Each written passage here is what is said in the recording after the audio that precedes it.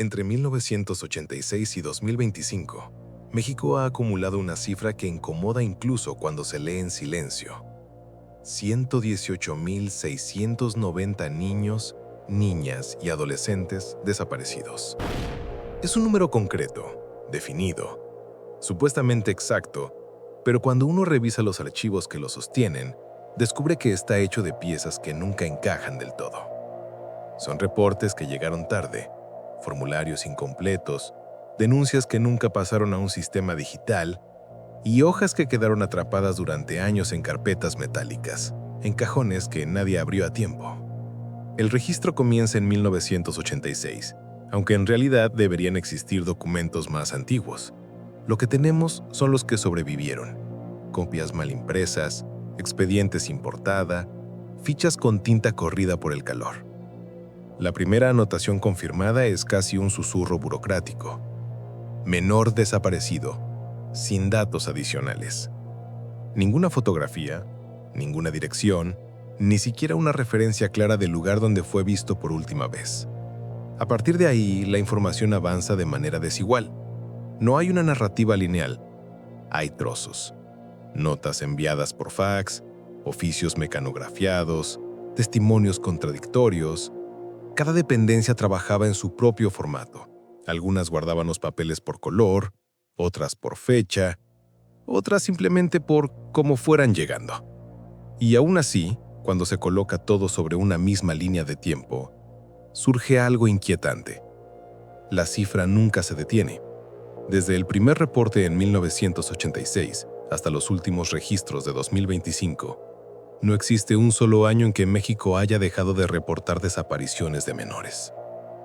Hay momentos en los que el número sube de forma abrupta: 1994, 2007, 2012, 2018, 2021, y otros en los que parece estabilizarse, aunque nunca realmente baja.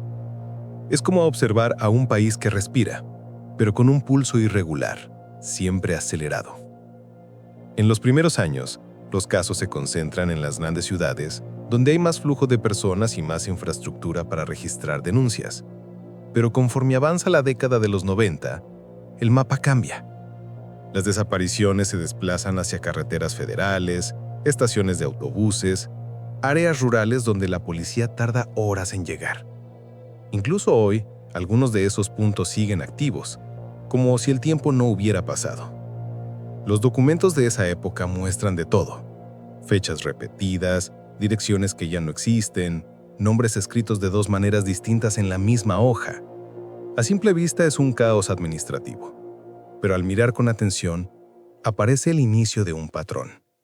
Un territorio donde cada año falta alguien nuevo, pero casi nadie regresa. Antes de continuar, déjame aprovechar para hacer una pausa breve. Este tipo de investigaciones requiere dedicación, tiempo y sobre todo visibilidad. Si este contenido te ayuda a entender mejor lo que ocurre detrás de estas cifras, te invito a unirte al canal y dejar tu like. Tu apoyo ayuda a que más personas conozcan estas historias y evita que pasen desapercibidas. Volvamos al archivo. Uno de los documentos más tempranos que llama la atención está fechado el 12 de enero de 1991. En él aparecen 5 reportes de menores desaparecidos en municipios distintos, todos escritos con la misma letra, a la misma hora, con el mismo bolígrafo. Una pequeña irregularidad, quizá una simple omisión de procedimiento. Pero cuando el documento se contrasta con la bitácora de asistencia de esa oficina, surge el detalle que inquieta. El funcionario que supuestamente firmó los reportes no estaba en turno ese día. Ese tipo de inconsistencias no necesariamente apuntan a algo oculto o deliberado. Muchas veces revelan algo más simple y a la vez más grave: un sistema que nunca estuvo preparado para procesar la magnitud real del problema. Así empiezan estas casi 3 décadas, con papeles que no coinciden, con datos que faltan, con historias que apenas alcanzan a contarse, y con un patrón que desde entonces no ha dejado de crecer. Lo que viene a continuación es la reconstrucción de una línea temporal que nunca ha sido lineal. Un recorrido por los años en los que el registro se expandió más rápido que la capacidad del país para entender lo que estaba ocurriendo. A comienzos de los años 90, México experimentaba una transformación acelerada. Nuevas carreteras, crecimiento urbano, expansión industrial.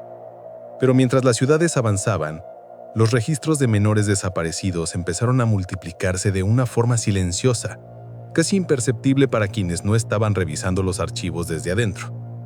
Entre 1990 y 1999, se reportan más de 14,000 desapariciones de niños y adolescentes. Sin embargo, los documentos revelan que ese número podría ser mayor, porque una parte significativa de los casos nunca fue consolidada en un solo sistema. Algunas fiscalías seguían registrando a mano, otras dependían de máquinas de escribir. En ciertos municipios, los reportes se archivaban sin copias de respaldo. Lo que hoy conocemos como la década perdida no recibió ese nombre por ausencia de datos, sino por la forma en que esos datos fueron fragmentados. Hay carpetas que no tienen fecha, otras con sellos duplicados, algunos expedientes que mencionan testimonios que luego desaparecen del archivo digital. Todo esto complica la reconstrucción de la línea de tiempo y vuelve difícil entender cuántos casos realmente ocurrieron. Pero incluso con todas las inconsistencias, hay cosas que sí se pueden afirmar. Para 1994, el mapa muestra los primeros corredores persistentes, rutas donde, año tras año, los reportes se repiten. Los investigadores actuales los describen como puntos calientes que nunca se enfrían del todo. Muchos de ellos están ligados a movilidad, carreteras nacionales, terminales de autobús, mercados mayoristas, líneas de transporte regional. Son lugares donde miles de personas pasan a diario, pero donde también es fácil desaparecer sin que nadie note el momento exacto. Los expedientes de esos años incluyen escenas que hoy parecen congeladas en el tiempo. Un puesto de comida donde alguien vio por última vez a una niña de 7 años. Una esquina de un barrio industrial, donde un adolescente se separó de sus amigos y no volvió. Una fotografía escolar pegada con cinta a una carpeta rígida que ahora tiene el color del sol y los bordes desgastados. Cada archivo es un intento de describir lo indescriptible, el instante en el que un menor deja de estar, sin dar aviso, sin motivo aparente, sin explicar nada. Durante esos años, México adoptó nuevos mecanismos para unificar datos. Primero en 1993, con intentos iniciales de coordinación entre estados. Luego en 1997, con sistemas más formales. Pero aún así, las cifras no se sincronizaban. Hay reportes duplicados, otros que parecen haberse traspapelado y algunos que reaparecen en bases de datos años después, como si hubieran sido archivados en el lugar equivocado. En 1998, una auditoría interna en una fiscalía del centro del país encontró cajas completas de reportes sin procesar, almacenadas detrás de archivadores que ya estaban llenos. El hallazgo reveló que decenas de casos jamás habían sido ingresados oficialmente. Y cada uno de esos papeles representaba a un niño que, en la estadística pública, nunca figuró como desaparecido. Esa es la herida de estos años. No solo cuántos se fueron, sino cuántos nunca se registraron correctamente. Antes de avanzar hacia la siguiente etapa, aprovecho para recordarte algo importante. La existencia de este documental y la posibilidad de seguir creando contenido investigativo con rigor y respeto depende de la comunidad que lo acompaña. Si aún no lo has hecho, suscríbete al canal y deja tu like. Ayuda a que este tema, que casi siempre queda relegado al pie de página, llegue a más personas. Volviendo al archivo, la década de los 90 termina dejando una sensación difícil de ignorar. Los casos no solo aumentan, empiezan a seguir patrones que se repetirán en los años siguientes, como si el país estuviera entrando en un ciclo que nadie logra detener.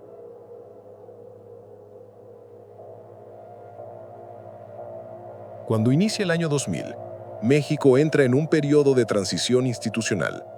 Cambian gobiernos, cambian sistemas, cambian prioridades. Pero lo que no cambia es la tendencia que ya venía formándose desde hace más de una década. Los reportes de menores desaparecidos continúan en aumento. Durante estos años, empiezan a consolidarse nuevas herramientas tecnológicas. Los expedientes dejan de escribirse solo en papel y comienzan a coexistir con bases de datos digitales. Pero esa digitalización no llega a todos los estados al mismo tiempo.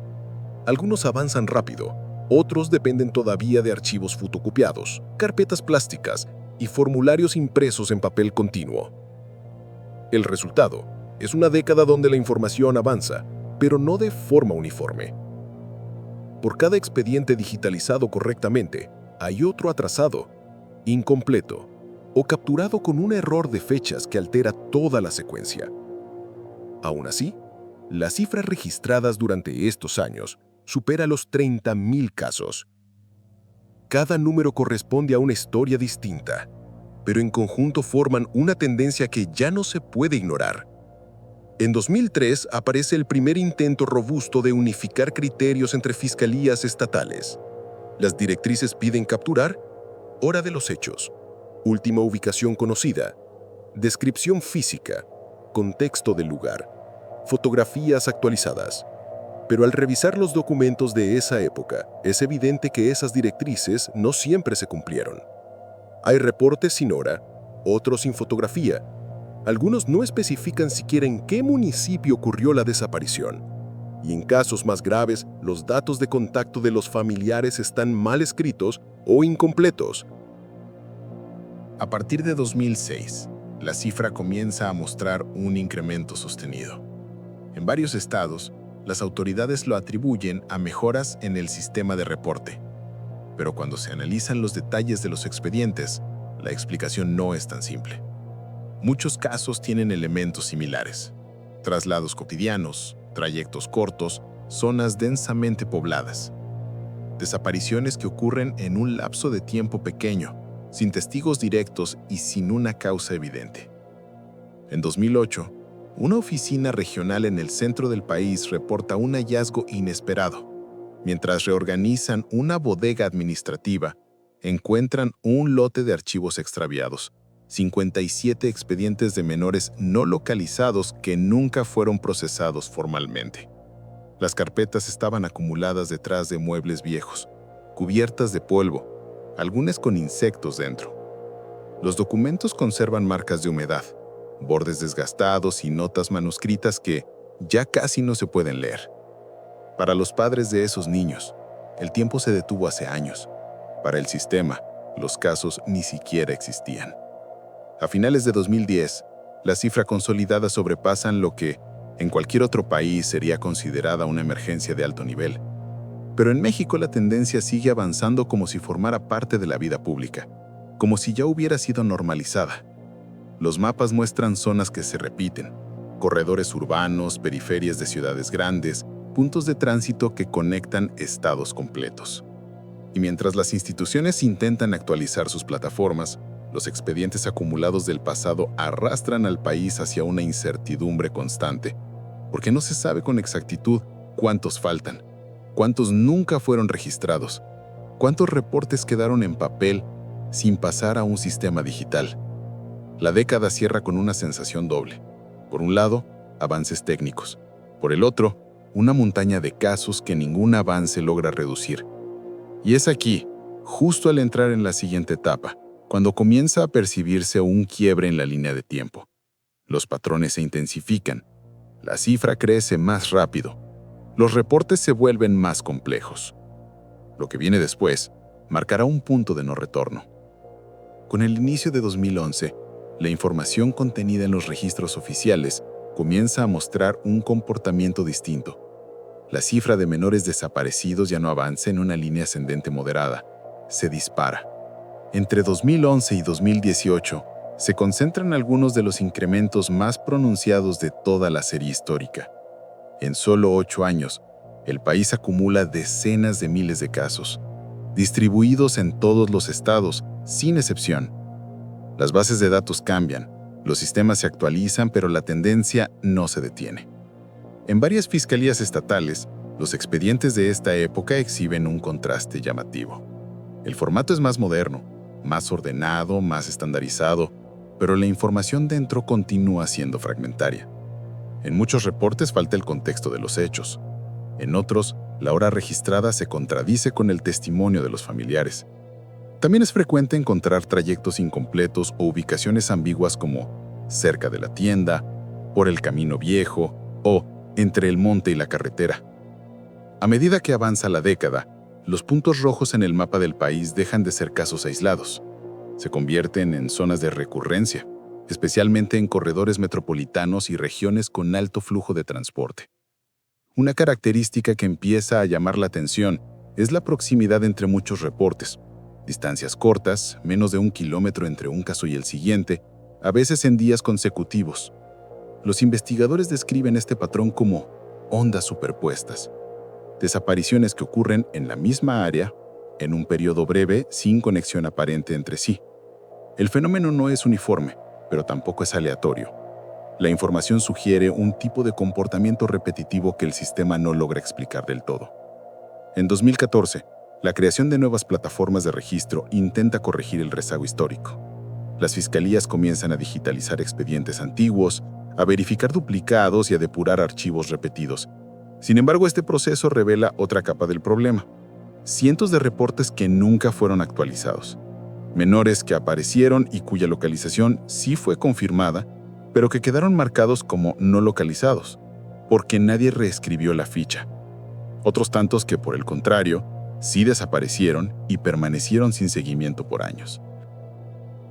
Hacia 2018, México posee uno de los registros más grandes de desapariciones de menores en todo el continente. Es una estadística que impresiona por su magnitud, pero que también revela una paradoja. Mientras más información se captura, más evidente se vuelve lo que falta. Los huecos, las omisiones, los expedientes incompletos, las carpetas duplicadas. Todo lo que, en su conjunto, impide trazar una narrativa definitiva. Y sin embargo, al observar la serie completa, se detecta un movimiento claro. Cada vez hay más casos registrados, más detalles capturados, más patrones visibles. Es como si el país estuviera acumulando evidencia a un ritmo que no puede procesar. Pero lo más inquietante ocurre al final de esta etapa. La información comienza a mostrar un desplazamiento, casos concentrados en zonas que antes no tenían registros significativos. Lugares donde históricamente la cifra había sido baja, repentinamente se vuelven zonas activas. Los mapas cambian, las rutas cambian, el comportamiento cambia. Y esa variación marca el inicio del periodo más reciente, donde los números alcanzan su punto más alto y el registro entra en una fase que todavía hoy sigue en desarrollo. A partir de 2019, México entra en la etapa más documentada de toda esta serie histórica. Ya no hablamos de expedientes dispersos ni de registros aislados. Hablamos de bases de datos nacionales, actualizaciones diarias, reportes georreferenciados, herramientas de búsqueda inmediata y sistemas que cruzan información entre distintos estados. En teoría, esta es la fase de mayor claridad, pero en la práctica, es la fase que genera más preguntas. Entre 2019 y 2025, el país registra decenas de miles de nuevos casos de niñas, niños y adolescentes desaparecidos. Nunca antes se había documentado una cifra tan alta en un periodo tan corto. La información es más completa, sí, pero también más preocupante. Los patrones se vuelven visibles con una precisión que antes no existía. Las zonas que históricamente concentraron reportes, corredores urbanos, áreas de tránsito, terminales, periferias, siguen activas, pero a ellas se suman nuevos territorios que antes no figuraban con fuerza en la estadística. Comunidades pequeñas, municipios alejados, localidades donde nunca se había registrado un caso y que de pronto aparecen repetidamente en los reportes. Los mapas recientes muestran algo que no se había observado en décadas anteriores. Agrupaciones de casos en periodos muy cortos, a veces en la misma semana, a veces en el mismo día. No hay un solo factor que explique este comportamiento. Cada expediente describe una situación distinta. Salidas a la tienda, trayectos escolares, visitas familiares, actividades rutinarias, desapariciones que ocurren en lapsos breves y sin una causa aparente que las conecte. La información actual también revela otro aspecto importante. Muchos reportes provienen ahora directamente de familiares que conocen el sistema, que saben cuándo denunciar, que entienden la importancia de actuar rápido. Esto permite una detección más temprana, pero también expone un fenómeno que antes quedaba oculto: la frecuencia real con la que los menores desaparecen en distintas regiones del país. En 2021, varios estados realizan auditorías internas para depurar expedientes antiguos y recientes. El resultado es revelador. Al corregir duplicados, actualizar estatus y revisar datos mal capturados, algunas cifras oficiales disminuyen ligeramente, pero casi de inmediato el flujo de nuevos reportes vuelve a elevarlas. Es como si el sistema corrigiera el pasado, pero al mismo tiempo registrara un presente que no deja de crecer. Para 2023, especialistas en análisis de datos advierten algo que empieza a llamar la atención. Con la acumulación de casos, se detectan franjas horarias recurrentes, puntos urbanos donde las desapariciones se repiten en tramos muy específicos del día. No siempre son los mismos lugares, pero sí los mismos tipos de espacios: calles secundarias, zonas comerciales con alta movilidad, rutas escolares con poca supervisión. La información no indica una causa directa, pero muestra un comportamiento que se repite lo suficiente como para ser observado. En 2024, un estudio comparativo entre décadas revela algo contundente. Aunque los sistemas de registro han mejorado, la magnitud del fenómeno sigue superando la capacidad institucional para abordarlo con precisión absoluta. Hay más datos, más tecnología, más protocolos, pero la cifra sigue aumentando. Y así llegamos a 2025, el año en el que por primera vez se confirma la cifra acumulada desde 1986. 118.690 menores desaparecidos. Una estadística que intenta describir casi 39 años de ausencias, silencios, búsquedas, expedientes inconclusos y patrones que nunca terminan de explicarse por completo. Un número que crece, incluso hoy, mientras lees estas líneas. Pero más allá de los sistemas y las cifras, hay una pregunta que permanece abierta. ¿Cuántos de estos casos pudieron haberse evitado si los registros iniciales hubieran sido precisos? ¿Cuántos quedaron fuera de la estadística? ¿Cuántos se perdieron en el camino entre una oficina y la otra? Es una línea de tiempo extensa y aún así incompleta. Porque al recorrer estos 39 años, queda la sensación de que falta algo. Piezas que no se han encontrado, documentos que permanecen dispersos, patrones que todavía no se entienden por completo. La historia está contada, pero no cerrada, y quizás nunca lo esté. En un país donde más de 118.000 menores han desaparecido desde 1986, no existe rutina que pueda darse por segura. Cada salida, cada trayecto, cada minuto sin supervisión importa. Nadie sabe cuál será el siguiente caso, y esa es la alerta que no podemos ignorar. Por eso mantente cerca de tus hijos. Observa, pregunta, acompaña. La prevención no resuelve todo, pero sí puede marcar la diferencia en ese instante que nadie ve venir. Y si quieres mantenerte informado sobre este tipo de temas, con datos, análisis y casos reales, suscríbete al canal.